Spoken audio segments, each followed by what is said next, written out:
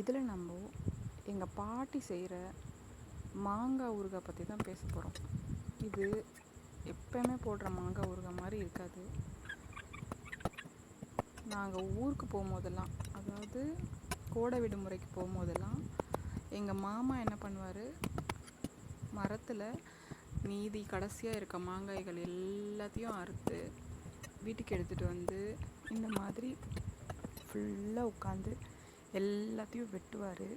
நாங்கள் இந்த மாதிரி உள்ளே இருக்க பூச்சி, கொட்டை, அந்த பருப்பு விதை எல்லாத்தையும் எடுத்துகிட்டு அதை ஃபுல்லாக ஒரு பெரிய பாத்திரத்தில் போட்டு தண்ணியில் ஃபுல்லாக அலசி அலசி எடுத்து காய வைப்போம்.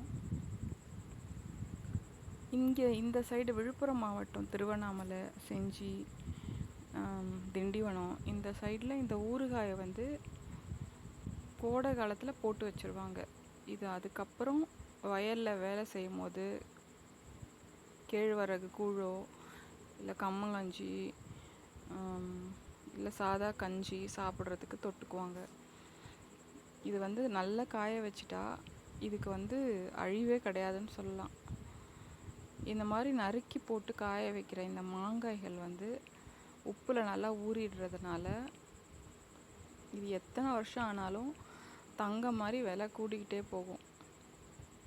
அதாவது மதிப்பு கூடிக்கிட்டே போகும், விலை இல்லை. ருசி வந்து நாள் ஆக ஆக தான் இதோட ருசி ரொம்ப அருமையாக இருக்கும். எங்கள் பாட்டி வந்து இதை வந்து ஒரு பானையில் உப்பு போட்டு ஒரு நாள் அன்னைக்கு சாயந்தரம் நாங்கள் இப்போ வெட்டுறோன்னா அதெல்லாம் ஃபுல்லாக போட்டு ஒரு பானையில் நல்லா ஊற வச்சுருவாங்க உப்பு போட்டு.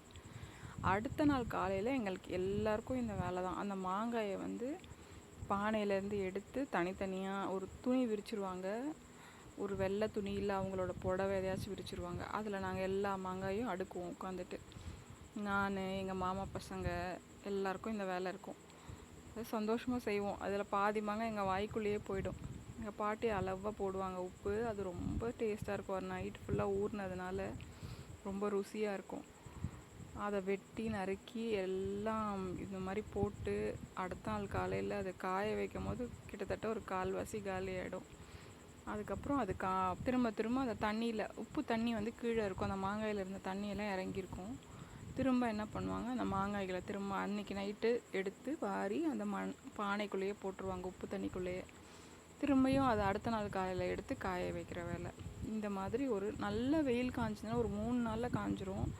கொஞ்சம் வெயில் கம்மியாக இருந்ததுன்னா ஒரு 5 நாள் ஆகும் இது காயறதுக்கு. இதை தயிர் சாதம்னு இல்லாமல் எல்லாத்துக்கூடையும் தொட்டுட்டு சாப்பிட்லாம். இதில் கடைசியாக அந்த ரொம்ப காயறதுக்கு முன்னாடி ஒரு பதம் இருக்கும் இல்லையா, அப்போ என்ன பண்ணுவாங்கன்னா கொஞ்சமாக மட்டும் எடுத்து அதில் மிளகா, வெந்தயம், கடுகெல்லாம் இடித்து எண்ணெயில் கடுகு தாளித்து இதில் கொட்டுவாங்க. அது இன்னும் ருசியாக இருக்கும். அதுதான் எங்கள் வீட்டுக்கு, நாங்கள் சென்னையில் இருந்த வீட்டுக்கெல்லாம் எங்கள் பாட்டியை கொடுத்து அனுப்புவாங்க. அது நாங்கள் பல நாட்கள் வச்சு சாப்பிடுவோம். இது ஒரு ஸ்நாக்காக கூட சாப்பிட்டுட்ருப்போம். பாக்கெட்டில் கொஞ்சம் அள்ளி போட்டுட்டு அப்படியே வயல் வாய்க்காயெல்லாம் சுற்றிக்கிட்டு எல்லார் மரத்துலேயும் ஏறி இறங்கிக்கிட்டு. சம்மர் ஹாலிடேஸ் அப்போ ரொம்ப வித்தியாசமானதாக இருந்தது. இப்போ இருக்க மாதிரி இல்லை. யார் வீட்டுக்கு வேணால் போவோம், எல்லாரும் சாப்பாடு கொடுப்பாங்க. இங்கே ஊரில் அப்படி தான்.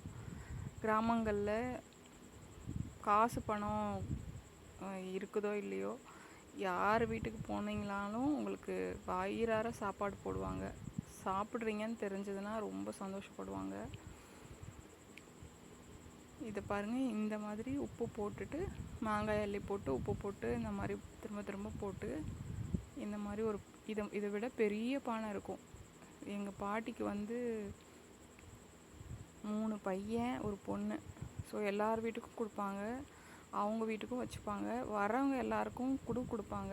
ஏன்னா வர்றவங்க எல்லாம் சாப்பிடுவாங்க இல்லையா, அப்போது அவங்களுக்கும் கொடுப்பாங்க. அப்புறம் வயலில் வேலை செய்கிறாங்கல்ல அவங்களுக்கும் கொடுப்பாங்க. ஸோ இந்த பானைலாம் வந்து ஒரு சைஸே கிடையாது. அவங்க வச்சுருக்க பானை பெரிய பானை, அதுவும் 4-5 பானையில் போடுவாங்க இந்த மாதிரி ஊறுகாய். முக்கியமாக இந்த மாங்காய் யார் கொடுத்ததுன்னு சொல்ல மறந்துட்டேன் பாருங்கள். பக்கத்து நிலத்தில் இருக்கிறவங்க, அவங்க மரத்தில் மாங்காய் அறுத்தாங்க. அதில் நிறையா மாங்காய் நம்மளுக்கும் கொடுத்தாங்க. எப்படி ஒரு 10 கிலோ கிட்ட இருக்கும். சும்மா கொஞ்சமாக தான் கொடுப்பாங்க இங்கே. ஸோ அதை வீணடிக்க வேணான்னு நல்லா இந்த மாதிரி கொடுத்த உடனே நல்லா வேகமாக அவங்களே சொல்லிட்டு வேற போனாங்க இது எப்படி செய்யணும்னு. எல்லாம் வெட்டி நம்ம இந்த மாதிரி ஊறுகாய் போட்டுட்டோம்.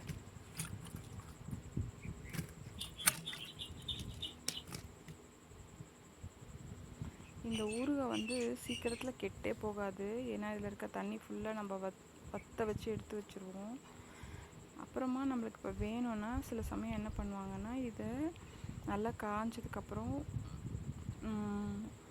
ரொம்ப நாள் கழித்து நம்ம யூஸ் பண்ணும்போது சுடு தண்ணியில் இதை ஒரு அலசியோ இல்லை ஊற வச்சு எடுத்தோ அப்புறமா தாளித்து யூஸ் பண்ணுவாங்க. அப்புறம் காஞ்சப்பறம் இப்படி தான் இருக்கும்.